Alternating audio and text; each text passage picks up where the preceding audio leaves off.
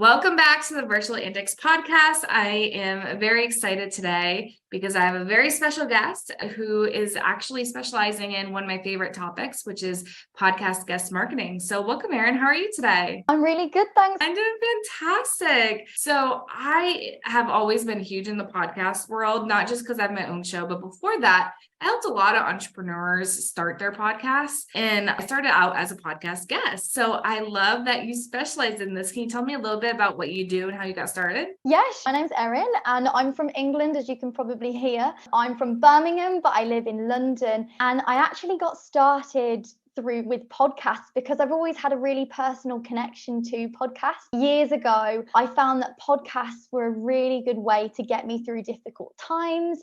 If I was going through something, whether it was a breakup or a job issue or had anxiety, I listened to a podcast about that topic and I'd find it would really, really help me. And the people that help the most are the podcast guests if they specialize in something. So I've always had a passion for it, but it was I actually did a degree in media and communication. I had no idea what I wanted to do with it. I worked in customer service for years. And then it came to a point, I took a course in how to start my own business and I got thinking, what do I want to do? And I saw this job opportunity to be a podcast pitcher. I saw it. I was like, I have no idea what this is, but it is so up my street because I have a good qualification and I love podcasts. So yeah, I got into it like that. And then I took a course on podcast pitching, and then it's just my passion really. So yeah. That's so cool. So what are some ways that podcast guesting can help entrepreneurs? Oh, there's so many. So it can really help to build your reputation. It can help to grow an audience because you're getting exposure in front of a whole pool of your ideal client. It has the potential to generate warm leads. As the listeners get to know you through your story, they tend to warm up to you and it builds a sense of trust. So storytelling is powerful, and it also just makes you more human. It puts a voice behind the business and it positions you as an expert in your field. And then another plus to it is being on a podcast is great for content repurposing. So you can use that podcast and repurpose it into different forms of content, share it across social media. So there's just so many benefits to it. That's awesome. Yeah, one that I love doing funnels for podcasting. It's like one of the things that I teach at like different podcasting events and such. And it's really cool, like how much you can do with it. Like people are like, oh, you just go on a podcast show and that's it. And it's like, no, there's so much more you can do in the relationships you can build. And I know we talked about, my last episode was episode 10, and we talked about storytelling. And it's so interesting that you just mentioned that's a huge thing with podcast guesting. So can you expand a little bit more on like the storytelling part of it? Yeah, story. Well, I guess it's more of a case of when people hear your story, they can relate to you on a level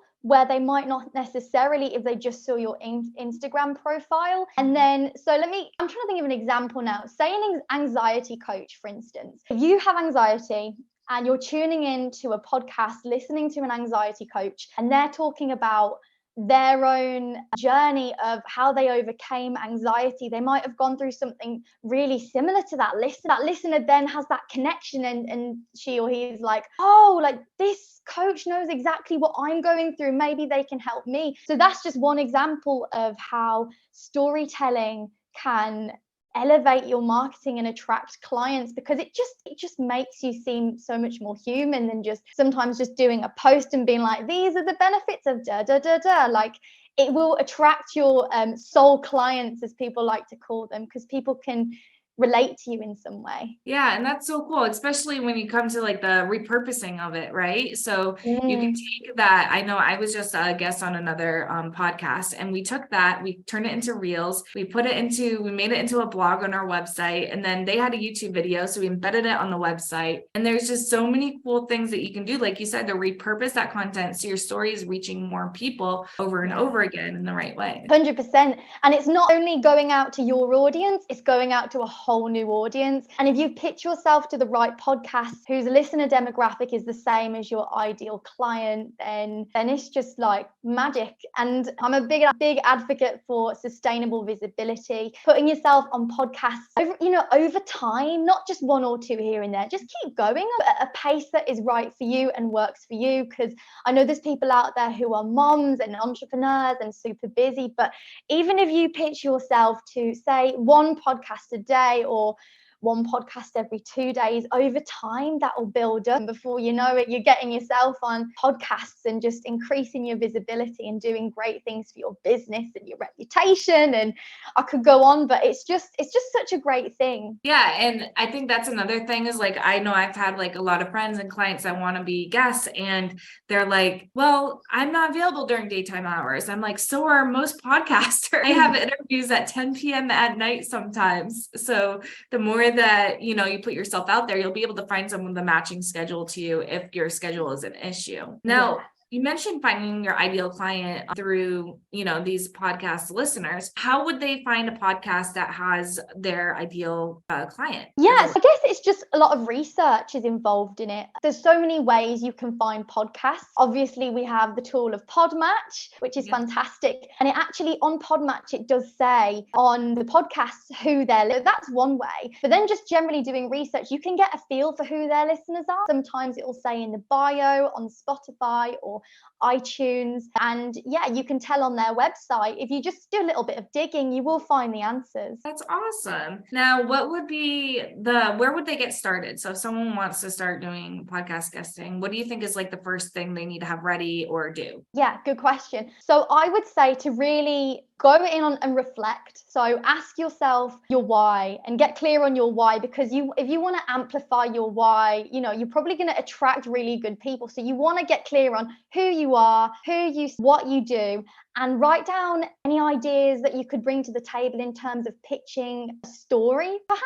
Like we were talking about storytelling, but it's good to have some stories in the back of your mind that you would be ready to put out there if you were to be in a podcast, and just do sort of like a self-business audit, if you like. Write everything down, and when you're really happy with your brand, your messaging, your values, your stories, and also write down ways that you can bring value to the listeners. And all this is really going to help with your podcast pitch before you start pitching to podcasts. And then the next step would be to just do your research and compile a big list of ideal podcasts, and then just work your way through them. So that's where you would start. And then there's more to it with the pitch, but a key to a good pitch is to personalize it. And if you can, listen to an episode of the podcast you're pitching to and tell the podcast host what it is that you like about the episode. So there's a couple of tips sprinkled in there, but there's so much you can do to get yourself on podcasts. And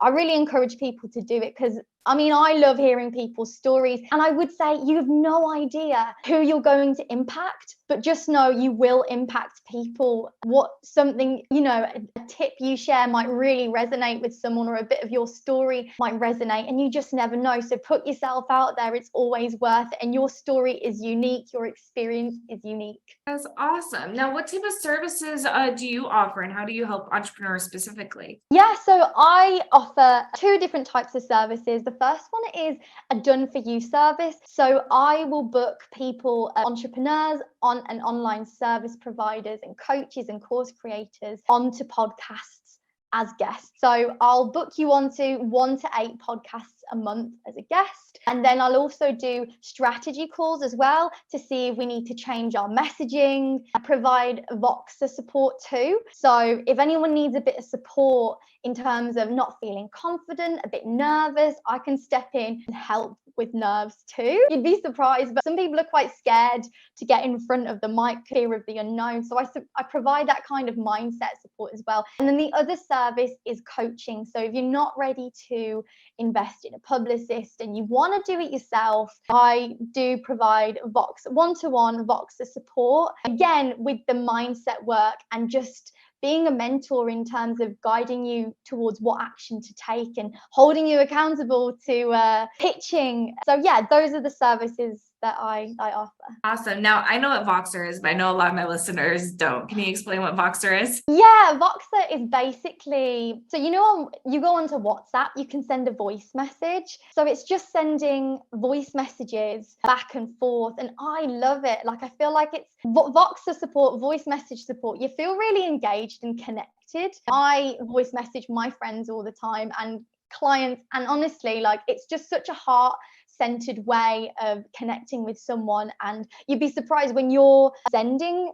a voicemail, a voice note, sometimes you have this stream of consciousness and you find aha moments. So that's why I find it to be really effective. Yeah, I have a lot of, so the reason why I know that app, because I don't really use a lot of apps like that, is because I have clients that have dyslexia. And so they use Voxer to leave the voice in that way and have me leave voice notes. So that way they're able to understand it easier, which is really cool because my daughter's just diagnosed with dyslexia. So we're going through that whole thing. So it's really cool. Yeah. And I think especially as busy entrepreneurs, we kind of get lost with all the emails and texts and it's overwhelming. And a voice note is like, it's a breath of fresh air where you could just talk and not have to type it out. Yeah, definitely. It is good. Sometimes it's people's preferred method of contact and I love it. So if it works for you, if you've never tried it, give it a go. Yeah, definitely. I think it's a really cool tool that you offer in the coaching because it's definitely, it's more personal, right? Because we're all interacting virtually. So the more connection we have with one another, which our voice is a huge part of that, I think is super important. Well, thank you so much for joining us. Where can we find you and get a hold of you, follow you and all that? Yeah, sure. So you can follow me on Instagram. My handle is at